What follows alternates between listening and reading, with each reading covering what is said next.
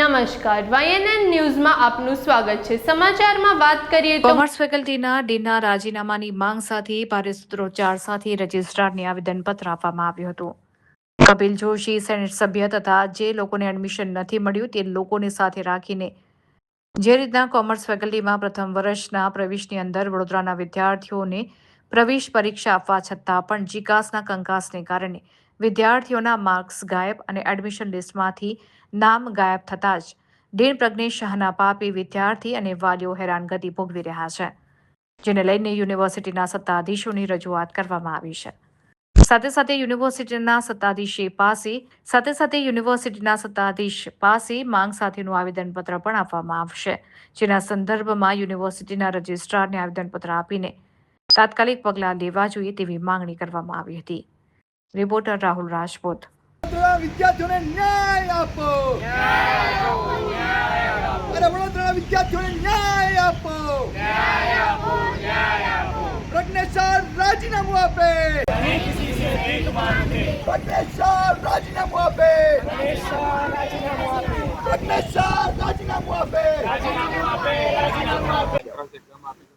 Sir, એટલે મેં entrance exam આપેલી છે, મારા 12થમાં 79% છે અને મેં એન્ટ્રન્સ એક્ઝામ આપી એમાં 82% છે। અને જે જીકાસ પર મેં જ્યારે રિઝલ્ટ આવ્યું તો એ દિવસે મેં જીકાસ પર મારું રિઝલ્ટ જોયું, એમાં 82 માર્ક્સ હતા એન્ડ સેકન્ડ ડે મારા માર્ક્સ જીકાસ પરથી હટી ગયા। થર્ડ ડે મારું મેરિટ લિસ્ટ પર એમાં મારું નામ નહોતું।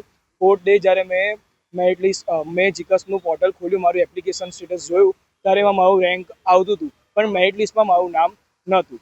તો એના સેકન્ડ ડે મેં જ્યારે કોલેજમાં મેં જઈને વાત કરી ત્યારે હેલ્પ ડેસ્ક પરથી મને એક સેટિસ્ફાઈડ કોઈ આન્સર ના આપવામાં આવ્યો। તો એના પછી હું ડીન સરને મળ્યો પણ ડીન સરે પણ મને સેટિસ્ફાઈડ રીતે વાત ના કરી। મેં એમને વાત કરવા માટે ગયો પણ તેઓ વાત કરવા માટે જ તૈયાર નહોતા। એના પછી એમને મારી વાત કરી પણ ખૂબ જ એક કહેવાય ને કે ડીન જે ઓથોરિટી પર્સન છે જેમને જવાબ આપવો જોઈએ પણ એ જવાબ આપવા નહોતા માંગતા। અહીં અમે વાઇસ ચાન્સલર સરને રજૂઆત કરવા માટે આવ્યા હતા કે અમારું જે સમજો કે આટલું બધું લેટ કરી દીધું છે, અમને એડમિશન મળવામાં આટલું બધું લેટ થાય છે તો અમને બીજી કોઈ પણ ગવર્મેન્ટ યુનિવર્સિટીમાં તો હવે એડમિશન મળવું ખૂબ જ મુશ્કેલ છે। એટલે અને 80% હોવા છતાં 79% હોવા છતાં અને એન્ટ્રન્સ એક્ઝામની અંદર આટલા બધા માર્ક્સ હોવા છતાં પણ જો અમને એડમિશન ના મળતું હોય MS યુનિવર્સિટીમાં અને અમે બરોડાના લોકલ છે તો પછી શું ફાયદો? કોમર્સ ફેકલ્ટીમાં પ્રથમ વર્ષ પ્રવેશની જે પરીક્ષા છે એ પડિયા પર પાટું આ વડોદરાના વિદ્યાર્થીઓ ઉપર લાગ્યું છે। એક કહાવત છે કે નવો બાવો ચીપિયું વધુ ખખડાવે।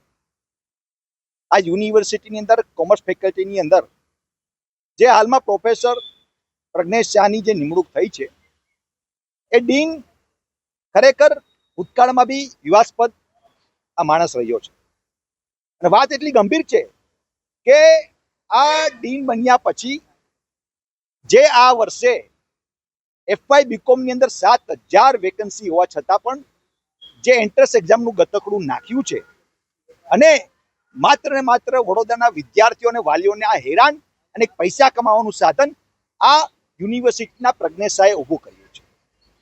એના સંદર્ભમાં આજે 9000 જેટલા વિદ્યાર્થીઓએ એક્ઝામ આપી અને બધા વિદ્યાર્થીઓની અંદર ઘણા બધા વિદ્યાર્થીઓના એન્ટ્રન્સ ટેસ્ટના માર્ક્સ જીકાસના પોર્ટલ પર દેખાતા નથી।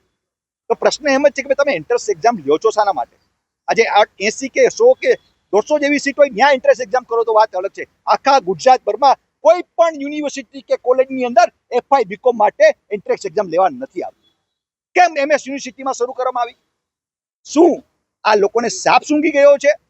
એટલે વાત બહુ ગંભીર છે કે આ યુનિવર્સિટીના જે હાલમાં અમે વાઇસ ચાન્સલરને રજૂઆત કરવા આવ્યા હતા કે આ વિદ્યાર્થીઓએ એક્ઝામ આપેલી છે પણ જીકાસ પર એના માર્ક્સ નથી દેખાડતા, એને એબ્સન્ટ દેખાડે છે।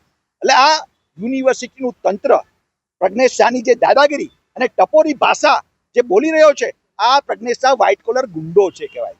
જે રીતે ટપોરી ભાષામાં વડોદરાના વાસીઓને બોલે છે કે તમે હાથ ઉપાડશો તો અમે બંગડીઓ નથી પહેરી। અરે ભાઈ, બંગડીઓ નથી પહેરી, આ તો વડોદરાની જનતા શિક્ષિત અને સંસ્કારી છે।